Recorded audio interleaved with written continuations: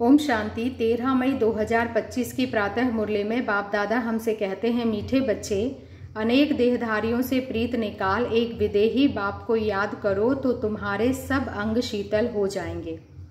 मीठे बच्चे, अनेक देहधारियों से प्रीत निकाल, एक विदेही बाप को याद करो तो तुम्हारे सब अंग शीतल हो जाएंगे। प्रश्न है, जो देवी कुल की आत्माएं हैं उनकी निशानी क्या होगी?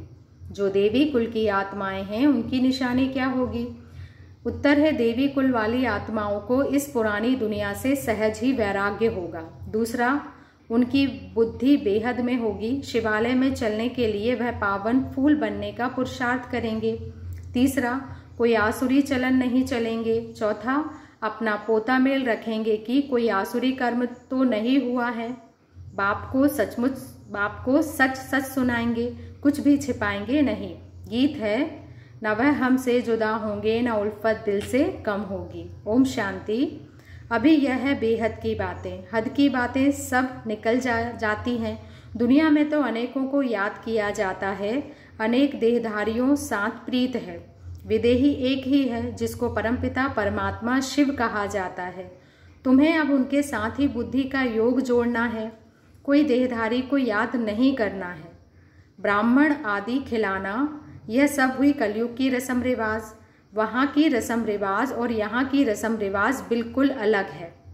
यहाँ कोई भी देहधारी को याद नहीं करना है।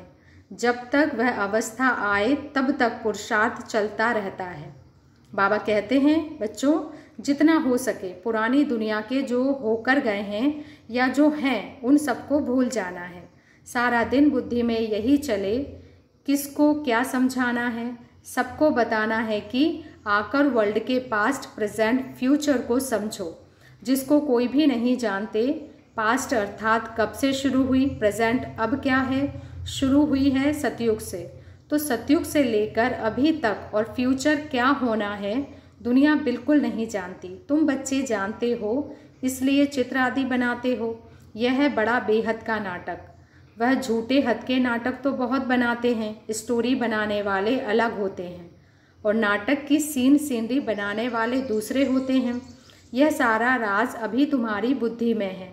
अभी जो कुछ देखते हो वह नहीं रहेगा, विनाश हो जाएगा। तो तुमको सतयुगी नई दुनिया की सीनरी बहुत अच्छी दिखलानी पड़े। जैसे अजमेर में सोनी द्वारिका है, तो उसमें से भी सीनरी लेकर नई दुनिया अलग बनाकर फिर दिखाओ। इस पुरानी दुनिया को आग लगनी है, इनका भी नक्शा तो है ना, और यह नई दुनिया इमर्ज हो रही है। ऐसे ऐसे ख्याल कर अच्छी रीति बनाना चाहिए। यह तो तुम बच्चे समझते हो। इस समय मनुष्यों की बिल्कुल है जैसे पत्थर बुद्धि। कितना तुम समझाते हो फिर भी बुद्धि में बैठता नहीं। जैसे नाटक वाले सुंदर सीनरी बनाते, ऐसे कोई से मदद ले। स्वर्ग की सीनरी बहुत अच्छी बनानी चाहिए। वो लोग आइडिया अच्छी देते हैं, युक्ति बताएंगे।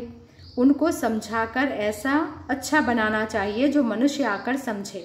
बरोबर सतयुग में तो एक ही धर्म था। तुम बच्चों में भी नंबरवार है जिसको धारणा होती है। देह अभिमानी बुद्धि को छीछी कहा जाता है, देही अभिमानी को गुलगुल फूल कहा जाता है। अभी तुम फूल बनते हो। देह अभिमानी रहने से कांटे के कांटे रह जाते हैं। तुम बच्चों को तो इस पुरानी दुनिया से वैराग्य है। तुम्हारी है बेहद की बुद्धि, बेहद का वैराग्य। हमको इस वैश्यालय से बड़ी नफरत है। अभी हम शिवालय जाने के लिए फूल बन रहे हैं। बनते बनते भी अगर कोई ऐसी खराब चलन चलते हैं तो समझा जाता है इनमें अभी भूत की प्रवेशता है। एक ही घर में पति हंस बन रहा है, पत्नी नहीं समझती है तो डिफिकल्टी होती है, सहन करना पड़ता है। समझा जाता है इनकी तकदीर में नहीं है। सब तो देवी कुल के बनने वाले नहीं हैं। जो बनने वाले होंगे वही बनेंगे। बहुतों की खराब चलन की रिपोर्ट आती है। यह आसुरी गुण है, इसलिए बाबा रोज समझाते हैं। बच्चों, अपना पोता मेल रात को देखो कि आज कोई भी आसुरी काम तो हमने नहीं किया। बाबा कहते हैं, सारी आयु में जो भूल की है वह बताओ। कोई कड़ी भूल करते हैं तो फिर सर्जन को बताने में लज्जा आती है, क्योंकि इज्जत जाएगी ना बताने से फिर नुकसान हो जाए। माया ऐसे थप्पड़ मारती है जो एकदम सत्यानाश कर देती है। माया बड़ी जबरदस्त है। 5 विकारों पर जीत पा नहीं सकते तो बाप भी क्या करेंगे। बाबा कहते हैं बच्चों, मैं रहमदिल भी हूँ तो कालों का काल भी हूँ। मुझे बुलाते ही हैं पतित पावन, आकर पावन बनाओ। मेरा नाम तो दोनों है ना, कैसे रहमदिल हूँ फिर कालों का काल हूँ, वह पाठ अभी बजा रहा हूँ। कांटों को फूल बनाते हैं तो तुम्हारी बुद्धि में वह खुशी है। अमरनाथ बाप कहते हैं तुम सब पार्वतियाँ हो। अभी तुम मामेकम याद करो तो तुम अमरपुरी में चले जाएंगे और तुम्हारे पाप नाश हो जाएंगे। उस यात्रा करने से तुम्हारे पाप नाश तो होते नहीं। यह है भक्ति मार्ग की यात्राएं। बच्चों से यह प्रश्न भी पूछते हैं कि खर्चा कैसे चलता है, परंतु ऐसा कोई समाचार देते नहीं हैं कि हमने यह रिस्पॉन्ड किया। इतने सब बच्चे ब्रह्मा की औलाद ब्राह्मण है तो हम ही अपने लिए खर्चा करेंगे ना। राजाई भी श्रीमत पर हम स्थापन कर रहे हैं अपने लिए। राज्य भी हम करेंगे, राजयोग हम सीखते हैं तो खर्चा भी हम करेंगे। शिव बाबा तो अविनाशी ज्ञान रत्नों का दान देते हैं जिससे हम राजाओं का राजा बनते हैं। बच्चे जो पढ़ेंगे वही खर्चा करेंगे ना। समझाना चाहिए हम अपना खर्चा करते हैं, हम कोई भीख व डोनेशन नहीं लेते हैं। परंतु बच्चे सिर्फ लिख देते हैं कि यह भी पूछते हैं। इसलिए बाबा ने कहा था जो जो सारे दिन में सर्विस करते हैं वह शाम को पोता मेल बताना चाहिए, उसकी भी पीठ होनी चाहिए। बाकी आते तो ढेर हैं, वह सब प्रजा बनती है। ऊंचे पद प्राप्त करने वाले बहुत थोड़े हैं। राजाएं थोड़े होते हैं, साहूकार भी थोड़े बनते हैं, बाकी गरीब बहुत होते हैं। यहाँ भी ऐसा ही है तो देवी दुनिया में भी ऐसे होंगे। राजा स्थापन होती है, उसमें नंबरवार सब चाहिए। बाबा आकर राजयोग सिखलाए। आदि सनातन देवी राजधानी की स्थापना कराते हैं। देवी धर्म की राजधानी थी, अभी नहीं है। बाबा कहते हैं मैं फिर स्थापना करता हूँ। तो किसी को समझाने के लिए चित्र भी ऐसा चाहिए। बाबा की मुरली सुनेंगे, करेंगे, दिन प्रतिदिन करेक्शन तो होती रहती है। तुम अपनी अवस्था को भी देखते रहो कितना करेक्ट होती जाती है। बाप आकर गंदगी से निकालते हैं। जितना जो बहुतों को निकालने की सर्विस करेंगे उतना ऊंचा पद पाएंगे। तुम बच्चों को तो एकदम चीर खंड होकर रहना चाहिए। सतयुग से भी यहाँ बाप तुमको ऊंचा बनाते हैं। बाप ईश्वर पढ़ाते हैं तो उनकी अपनी पढ़ाई का जलवा दिखाना है, तब तो बाप भी कुर्बान जाएंगे। दिल में आना चाहिए बस अभी तो हम भारत को स्वर्ग बनाने का धंधा ही करेंगे। यह नौकरी आदि करना वह तो करते रहेंगे, पहले अपनी उन्नति का तो करें। है बहुत सहज, मनुष्य सब कुछ कर सकते हैं। गृहस्थ व्यवहार में रहते राजाई पद पाना है, इसलिए रोज अपना पोता मेल निकालो। सारे दिन का फायदा और नुकसान निकालो। पोता मेल नहीं निकालते तो सुधरना बड़ा मुश्किल है। बाप का कहना मानते नहीं। रोज देखना चाहिए किसको हमने दुख तो नहीं दिया। पद बहुत ऊंचा है, अथाह कमाई है, नहीं तो फिर रोना पड़ेगा। रेस होती है ना, कोई तो लाखों रुपया कमा लेते हैं, कोई तो कंगाल के कंगाल रह जाते हैं। अभी तुम्हारी है ईश्वरीय रेस, इसमें कोई दौड़ी आदि नहीं लगानी है। सिर्फ बुद्धि से प्यारे बाबा को याद करना है। कुछ भी भूल हो तो झट सुनाना चाहिए, बाबा हमसे यह भूल हुई, कर्मेंद्रियों से यह भूल की। बाप कहते हैं रॉन्ग राइट तो सोचने की बुद्धि मिली है तो अब रॉन्ग काम नहीं करना है। रॉन्ग काम कर लिया तो बाबा तौबा तौबा, क्षमा करना, क्योंकि हम अभी यहाँ बैठे हैं सुनने के लिए। जो भी बुरा काम हो जाए तो फौरन बताओ व लिखो, बाबा यह बुरा काम हुआ तो तुम्हारा आधा माफ हो जाएगा। ऐसे नहीं कि मैं कृपा करूँगा, क्षमा व कृपा पाई की भी नहीं होगी। सबको अपने को सुधारना है। बाप की याद से विकर्म विनाश होंगे। पास्ट का भी योग बल से कटता जाएगा। बाप का बनकर फिर बाप की निंदा नहीं कराओ। सतगुरु के निंदक ठोर ना पाए। ठौर तुमको मिलती है बहुत ऊंची, ठौर अर्थात ठिकाना। दूसरे गुरुओं के पास कोई राजाई की ठौर थोड़ी ही है। यहाँ तुम्हारी एम ऑब्जेक्ट है। भक्ति मार्ग में कोई एम ऑब्जेक्ट होती नहीं, अगर होती भी है तो अल्पकाल के लिए। कहाँ 21 जन्म का सुख, कहाँ पाई पैसे का थोड़ा सुख। ऐसे नहीं धन से सुख होता है, दुख भी कितना होता है। अच्छा समझो कोई ने हॉस्पिटल बनाई तो दूसरे जन्म में रोग कम होगा, ऐसे तो नहीं पढ़ाई जास्ती मिलेगी, धन भी जास्ती मिलेगा, उसके लिए तो फिर सब कुछ करो। कोई धर्मशाला बनाते हैं तो दूसरे जन्म में महल मिलेगा, ऐसे नहीं कि तंदुरुस्त रहेंगे, नहीं। तो बाप कितनी बातें समझाते हैं, कोई तो अच्छी रीति समझकर समझाते हैं, कोई तो समझते ही नहीं हैं। तो रोज पोता मेल निकालो, आज क्या पाप किया, इस बात में फेल हुआ, बाप राय देंगे तो ऐसा काम नहीं करना चाहिए। तुम बच्चे जानते हो हम तो अब स्वर्ग में जाते हैं, बच्चों को खुशी का पारा नहीं चढ़ता है। बाबा को कितनी खुशी है, मैं बूढ़ा हूँ, यह शरीर छोड़कर हम प्रिंस बनने वाला हूँ। तुम भी पढ़ते हो तो खुशी का पारा चढ़ना चाहिए, परंतु बाप को याद ही नहीं करते हैं। बाप कितना सहज समझाते हैं, वह अंग्रेजी आदि पढ़ने में माथा कितना खराब होता है, बहुत डिफ़िकल्टी होती है, यह तो बहुत सहज है।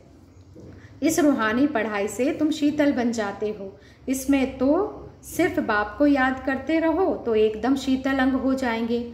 शरीर तो तुमको है ना, शिव बाबा को तो शरीर नहीं है, अंग है श्री कृष्ण को, उनके अंग तो शीतल हैं ही, इसलिए उनका नाम रख दिया है। अब उनका संग कैसे हो, वह तो होता ही है सतयुग में। बाबा कहते हैं उसके भी ऐसे शीतल अंग किसने बनाए, यह तुम अभी समझते हो, तो अब तुम बच्चों को भी इतनी धारणा करनी चाहिए। लड़ना झगड़ना बिल्कुल नहीं है, सच बोलना है, झूठ बोलने से सत्यानाश हो जाती है। बाप तुम बच्चों को ऑलराउंड सब बातें समझाते हैं, चित्र भी अच्छे अच्छे बनाओ तो फिर सबके पास जाएं, अच्छी चीज़ देखकर कहेंगे चल कर देखो। समझाने वाला भी होशियार चाहिए, सर्विस करना भी सीखना है। अच्छी ब्राह्मणियाँ भी चाहिए जो आप समान बनाए, जो आप समान मैनेजर बनाती है उन्हें अच्छी ब्राह्मणी कहेंगे, वह पद भी ऊंचा पाएंगी। बेबी बुद्धि भी ना हो, नहीं तो उठा कर ले जाएंगे, रावण संप्रदाय है ना। ऐसी ब्राह्मणी तैयार करो जो पीछे सेंटर संभाल सके। अच्छा, बाबा कहते हैं ऐसी ब्राह्मणी तैयार करो जो पीछे सेंटर संभाल सके। अच्छा, मीठे मीठे से खिलते बच्चों प्रति माता पिता बाप दादा का याद प्यार और गुड मॉर्निंग। रूहानी बाप की रूहानी बच्चों को नमस्ते, और हम रूहानी बच्चों की रूहानी माता पिता बाप दादा को याद प्यार गुड मॉर्निंग और नमस्ते। धारणा के लिए मुख्य सार में बाबा कहते हैं बाप को अपनी पढ़ाई का जलवा दिखाना है, भारत को स्वर्ग बनाने के धंधे में लग जाना है, पहले अपनी उन्नति का ख्याल करना है, चीरखंड होकर रहना है। दूसरा पॉइंट है कोई भूल हो तो बाप से क्षमा लेकर स्वयं ही स्वयं को सुधारना है। कोई भूल हो तो बाप से क्षमा लेकर स्वयं ही स्वयं को सुधारना है। बाप कृपा नहीं करते, बाप की याद से विकर्म काटने हैं, निंदा कराने वाला कोई कर्म नहीं करना है। वरदान है नॉलेजफुल की विशेषता द्वारा संस्कारों के टक्कर से बचने वाले कमल पुष्प समान न्यारे व साक्षी भव। नॉलेजफुल की विशेषता द्वारा संस्कारों के टक्कर से बचने वाले कमल पुष्प समान न्यारे व साक्षी भव। संस्कार तो अंत तक किसी के दासी के रहेंगे, किसी के राजा के। संस्कार बदल जाए यह इंतज़ार नहीं करो, लेकिन मेरे ऊपर किसी का प्रभाव ना हो, क्योंकि एक तो हर एक के संस्कार भिन्न हैं, दूसरा माया का भी रूप बनकर आते हैं।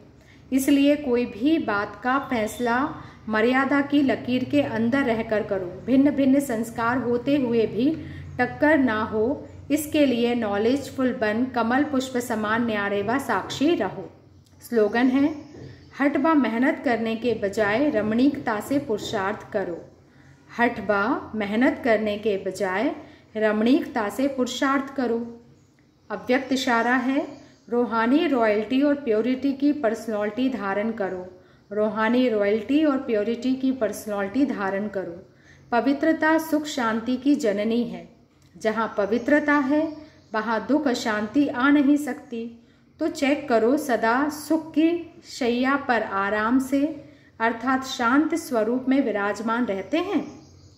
अंदर क्यों क्या और कैसे की उलझन होती है या इस उलझन से परे सुख स्वरूप स्थिति रहती है।